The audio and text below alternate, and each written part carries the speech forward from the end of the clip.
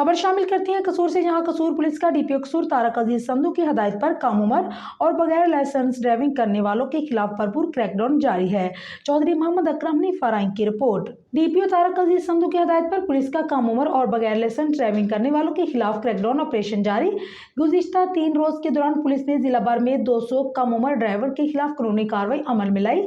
200 कम उम्र ड्राइवर के खिलाफ मुकदमा दर्ज किए गए, जबकि 153 के चालान किए गए। पुलिस ने बगैर लाइसेंस ड्राइविंग करने वाले 36 अफराद के खिलाफ मुकदमा दर्ज किए, जबकि 129 चालान किए। कम उम्र ड्राइवरों के खिलाफ कार्रवाइयों के साथ साथ वालिदैन के खिलाफ भी मुकदमा दर्ज किए जा रहे हैं। डीपीओ ने कहा कि कम उम्र ड्राइवर अपनी जान के साथ साथ दूसरों की जिंदगी के लिए भी खतरात का बाइस बन सकता है। डीपीओ तारक अजीज संधू ने मजीद कहा कि वक्ती जरूरत को छोड़कर किसी बड़े सानहे और नुकसान से बचा जा सकता है। वालिदैन जिम्मेदारी का मुजाहरा करते हुए बच्चों का मुस्तकबिल तबाह न करें। मजीद कहा कि पुलिस हर सूरत कानून की पासदारी को यकीनी बनाएगी और खिलाफ वर्जी की सूरत में कानूनी कार्रवाई अमल में लाई जाएगी।